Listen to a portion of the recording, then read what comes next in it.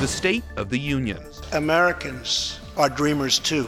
President Donald Trump appeals for unity and challenges lawmakers to tackle immigration in his address to the nation. GOP Amtrak collision. A train carrying Republican lawmakers strikes a truck. We have the developing details. Listen up. The Holy Father has a message for churchgoers. And once in a blue moon, much of the world gets to see a rare lunar showstopper. On EWTN News Nightly for Wednesday, January 31st, 2018.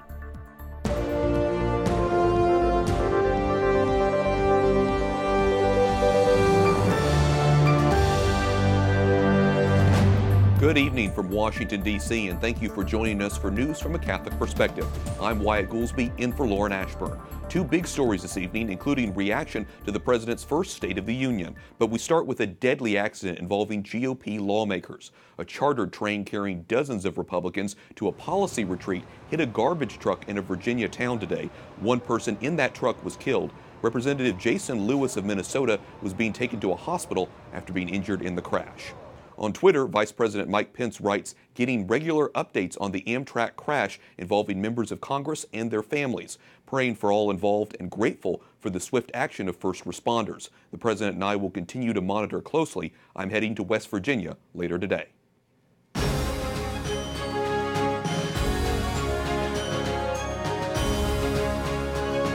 In America, we know that faith and family, not government and bureaucracy, are the center of American life. The motto is, "In God we trust." Moving now to the State of the Union, President Trump calls for unity while warning about gangs, drugs, and North Korea. President Donald Trump highlighted a strong economy in his tax overhaul in his speech last night. The president ran down a laundry list of first-year accomplishments and laid out a wish list for the year ahead. There has never been a better time to start living the American dream. President Trump highlighting the accomplishments of his first year in office, particularly the economy, while also looking forward, calling on Congress to work with him on plans for a massive infrastructure overhaul, promising Americans there's more to come. No matter where you've been or where you've come from, this is your time. If you work hard, if you believe in yourself, if you believe in America, then you can dream anything. You can be anything. And together, we can achieve absolutely anything. But the unifying words and outreach to the other side of the aisle were met with skepticism by many Democrats. Congressman Joe Kennedy of Massachusetts gave the official party response. Bullies may land a punch. They may leave a mark. But they have never, not once, in the history of our United States, managed to match the strength and spirit of a people united in defense of their future. Compromise will be needed if Congress and the White House want to avoid another government shutdown when the latest continuing resolution expires February 8th. Key to that debate? Immigration. It's time to begin moving toward a merit-based immigration system, one that admits people who are skilled, who want to work, who will contribute to our society, and who will love and respect our country.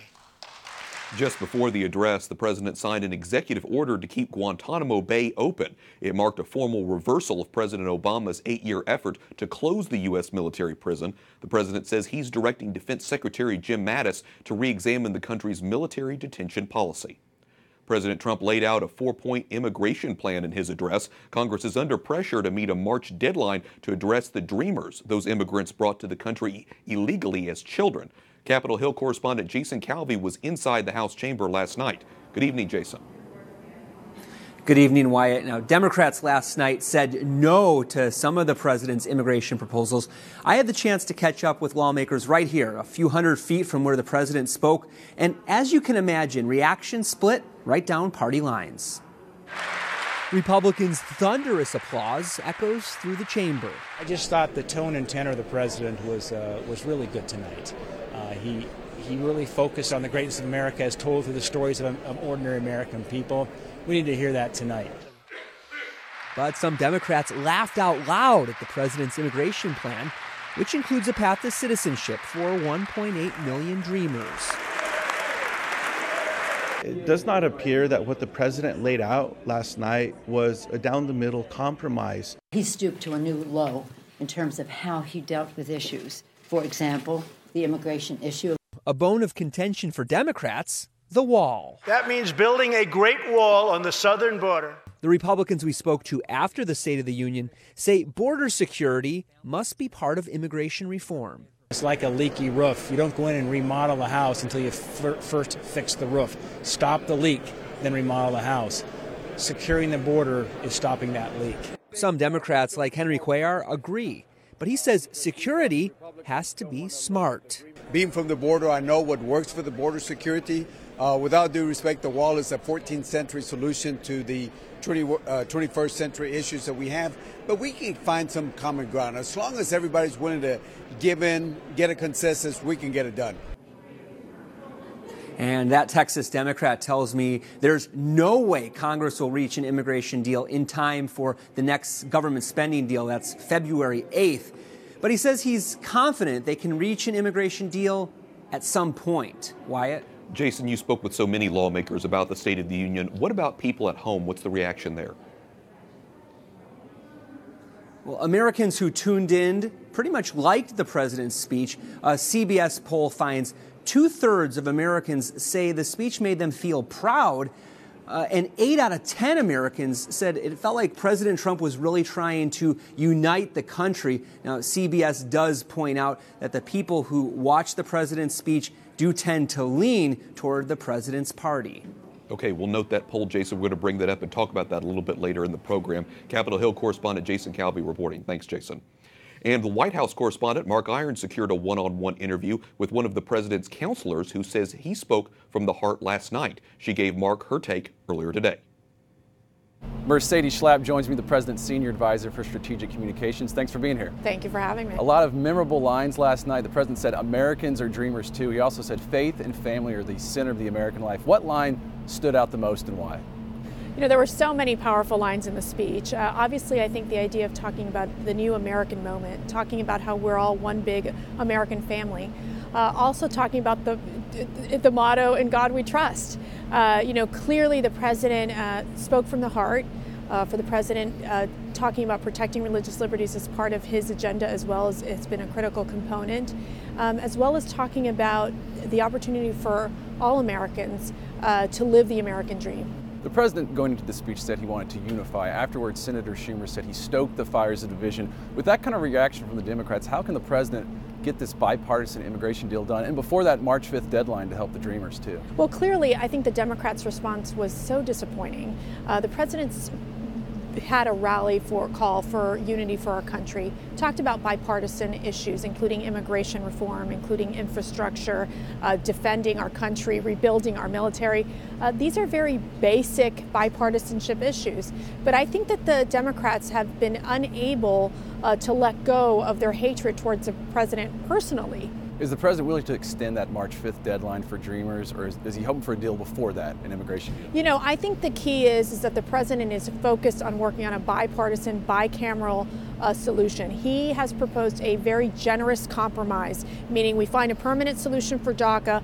At the same time, we don't want to recreate another DACA. But is there a deadline? For the most part, I believe that they're going to try to work this deal as much as they can in February. Obviously, the deadline is set. The focus is in these next coming weeks. Will the Democrats come to the table? That is the question. Are they really going to allow 1.8 million DACA recipients from not being legalized? If they're going to keep playing politics with immigration, the Democrats lose because the president has proposed a very generous compromise. You could hear the Democrats disagree in the room when the president brought up talking about an end to what he called chain migration. The U.S. Conference of Catholic Bishops calls it family migration, and they say proposed cuts to family migration are deeply troubling. So what's your response to the bishops? Well, clearly, we want to protect the nuclear family. What's interesting about the Democrats that it was Schumer, Durbin, Feinstein, who actually supported ending chain migration back in 2013, who actually supported ending the visa lottery system. So let's talk about immigration. We want immigrants to come to this country who are able to contribute to our economy with the right skill base. That means merit-based system, it's colorblind. The president said he's taken historic action to defend religious liberty. What are some current threats he sees to religious liberty, and what's he doing to fight them now? Well, clearly we saw what the Department of Health and Human Services pushed forward in terms of creating the new Conscience Protection Unit, where individuals can call in and talk about where they feel they're being victimized. We've also seen the guidance that they've provided in also the conscience clause as well. So I think you're seeing additional steps being made based on what the executive order that the president signed several months ago on religious liberties. Mercedes Schlapp, the president's senior advisor for strategic communications. Thanks for taking the time. Thank you for having me. And our thanks to White House correspondent Mark Irons for that interview. The president invited the parents of 2 teenagers allegedly killed by MS-13 gang members on Long Island who entered the country illegally. Evelyn, Elizabeth, Freddie, and Robert, tonight everyone in this chamber is praying for you. Everyone in America is grieving for you. The parents wiped tears from their eyes as they were recognized. After the State of the Union, President Trump was overheard telling a lawmaker he is 100% in favor of releasing a classified memo on the investigation into possible Russian collusion. The president made the comment to GOP Representative Jeff Duncan from South Carolina. Republicans say the memo reveals improper use of surveillance by the FBI and the Justice Department. Democrats have called it a selective editing group of talking points that attempt to distract from the Senate Intelligence Committee's own investigation. The Republican chairman of the House Oversight Committee will not seek re-election this year. South Carolina's Trey Gowdy says he's done with politics and wants to return to working in the justice system. Gowdy is a former federal prosecutor who was first elected to Congress in 2010. The lawmaker is probably best known for his leading the House committee investigating the 2012 terror attack in Benghazi, Libya. Experts believe Gowdy's district will likely remain in Republican hands after he leaves office. The U.S. Centers for Disease Control and Prevention is looking for a new leader. CDC Director Dr. Brenda Fitzgerald resigned from her position today, just 6 months after being selected for the post. The move comes one day after Politico reported Fitzgerald bought tobacco stock after becoming CDC director. Such an investment goes against the mission of the CDC. One person is dead and at least 15 are injured after an earthquake rattles the capital cities of both Pakistan and Afghanistan. The 6.1 magnitude quake caused roofs to collapse. One young girl in a small Pakistan village was killed when her mud brick home collapsed. The quake was felt in Kabul and Islamabad, but wasn't limited to those areas. Tremors were also felt in parts of India, including New Delhi. Patriotic dancing marked the 50th anniversary of a battle that changed the course of the Vietnam War. The surprise attacks known as the Tet Offensive were carried out by the communist North Vietnamese. The assault forced the U.S. to withdraw from the bloody conflict. President Vladimir Putin tells Russia's athletes to forget about doping scandals when they compete at the Winter Olympics. Вдвойне сложнее, когда спорт перемешивается с какими-то. As punishment for a doping scheme during the previous Winter Games, the International Olympic Committee has invited 169 Russians to compete under a neutral flag. Ireland's government announces the country will hold a public referendum in late May on whether to repeal a ban on abortions. The Catholic country's constitution prohibits most abortions. Pro-life activists are stepping up their campaign ahead of the vote. I think also that stories need to be heard of families who have faced very difficult pregnancies, families who've been told that their baby was not likely to survive. And those families need to be heard in this debate because many of those decided to continue with their pregnancy. Ireland's health minister says the issue is, quote, very complex, but adds it's not going away and the people of Ireland deserve their say. Pope Francis is encouraging the faithful to keep quiet and listen up while in church. Si commenta, ma guarda quella.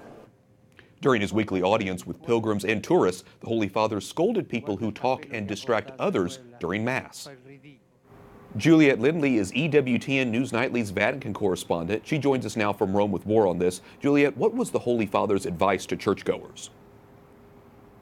Well, he was saying, please don't scrutinize the readers. Don't check out what they're wearing or whatever silly hat they have on their head. He said, you've got to focus on what the readers are reading, on the Word of God. And he certainly said, you know, you've got to remember that you've come to listen and the words of the Bible are coming to you live, as if it were almost, he says, almost as if it were a live broadcast from the Almighty.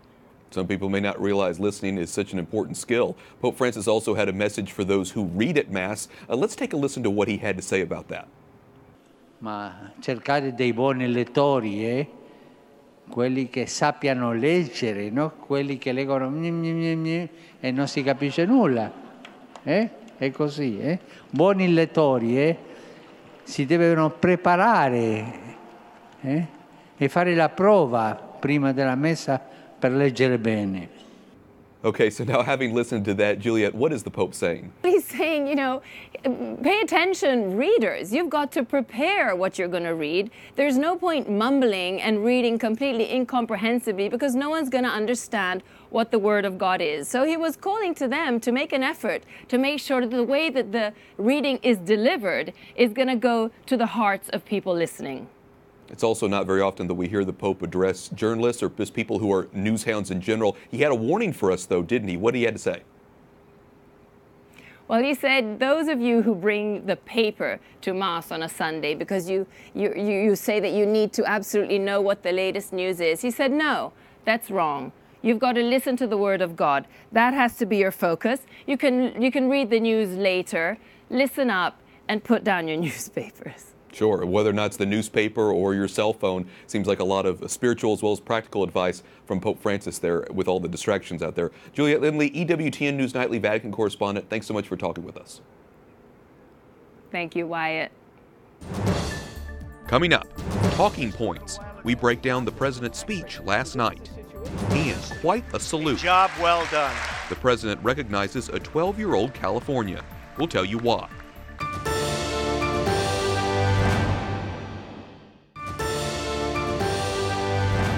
Welcome back. I'm Wyatt Goolsby in for Lauren Ashburn. Hawaii emergency management officials say an employee who sent a false alert warning of an imminent missile attack didn't realize it was just a drill.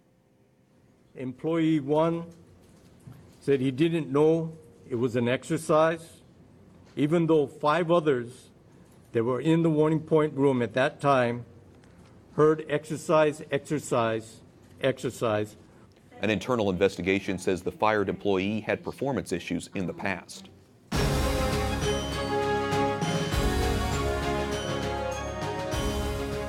Last night's State of the Union address included a presidential plea for unity.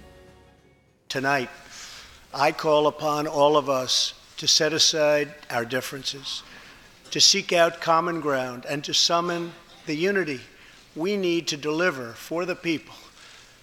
This is really the key. These are the people we were elected to serve.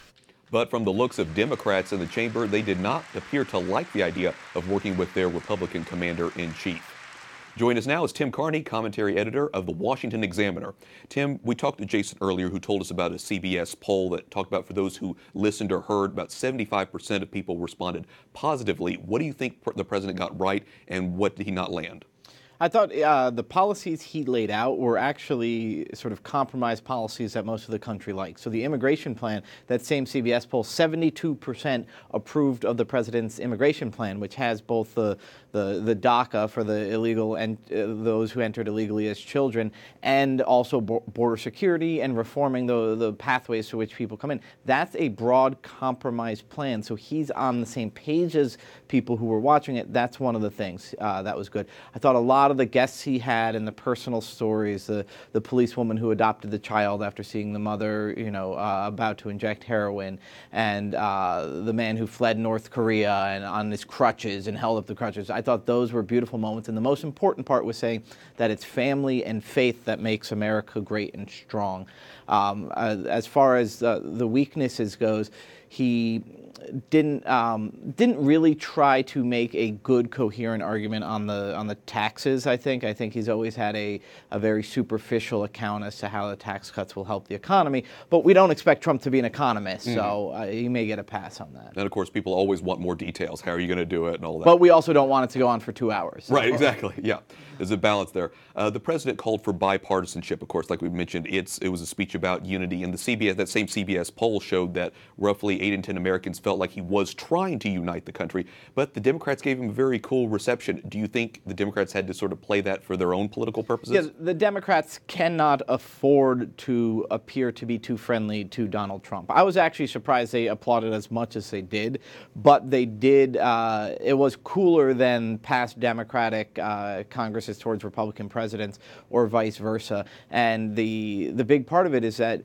opposing Trump is the motivating factor for a large, active portion of the Democratic base. Not necessarily most of them, but the most activist ones. What's driving them to get out there and march in the streets, to run for office, to vote at much higher levels, is opposition to Trump. So to keep them energized, Democrats had to stay in their seats. And speaking of Democrats, Representative Joe Kennedy III, delivered the Democratic response. He's 37 years old, from, of course, a political dynasty. He's the great-nephew of President John F. Kennedy and Senator Ted Kennedy. He's also the grandson of Robert Kennedy Jr., and he delivered the speech from Fall River, Massachusetts, a traditionally Democrat, a working-class community which ended up voting for Trump. So do you think this is a sign of a future Democratic strategy to try to reclaim those working-class voters? Yeah, well, in Fall River, I think it's still voted Democratic, but you're right that there's a huge shift towards Trump. Trump got 50% more of the vote than Mitt Romney had gotten.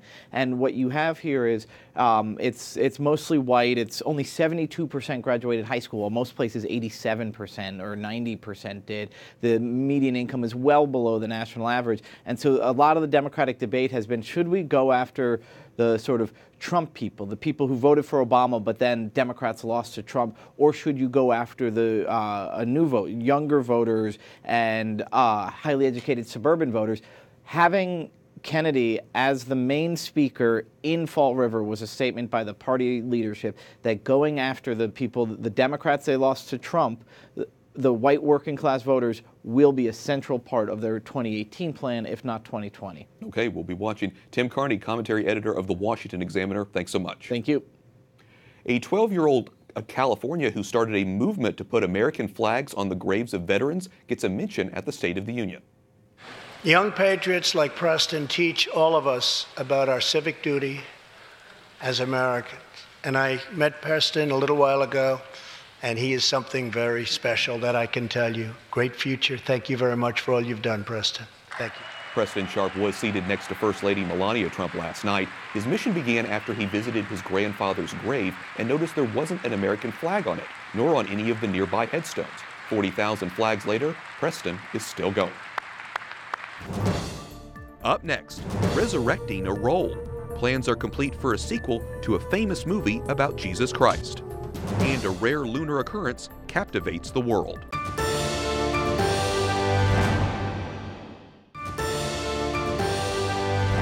Today's feast day honors St. John Bosco. He lived in the 19th century and is known for his educational pioneering. St. John Bosco went on to found the religious order of priests known as the Salesians. He died on this day 130 years ago. Welcome back. I'm Wyatt Goolsby in for Lauren Ashburn. Mississippi might become the first U.S. state to ban most abortions after 15 weeks. A committee approved the bill, which now heads to the state Senate. An official from Planned Parenthood says the proposal is unconstitutional. Mississippi currently bans most abortions after 20 weeks. Cardinal Peter Erdo of Hungary says free societies must turn to religion to address social problems. In an address on Monday to faculty and students at Columbia University, the cardinal said law, morals, and religion are, quote, an organic whole which is characteristic of Western society right up to the age of enlightenment. Erdo also warned about the dangers of relativism and said the church plays a key role in society. The star of the 2004 blockbuster movie about Jesus says the sequel will be, quote, the biggest film in history. Jim Caviezel tells USA Today he will reprise his role as Jesus from The Passion of the Christ. The new movie will focus on the resurrection, and the actor says, quote, there are things that I cannot say that will shock the audience. It's great. Stay tuned. And finally tonight, people all over Asia are turning out to see a rare cosmic show. Residents of Tokyo and Hong Kong had a great view of a red blue moon, the first in 35 years. It's a blue moon, a supermoon, and a lunar eclipse all at once. You get a look here while you can. The combination won't happen again until 2037. And that does it for us for tonight. For the entire EWTN News Nightly team, I'm Wyatt Goolsby. We'll be back tomorrow with more news from a Catholic perspective. We leave you tonight with more moving images from today's general audience with Pope Francis. Good night and God bless.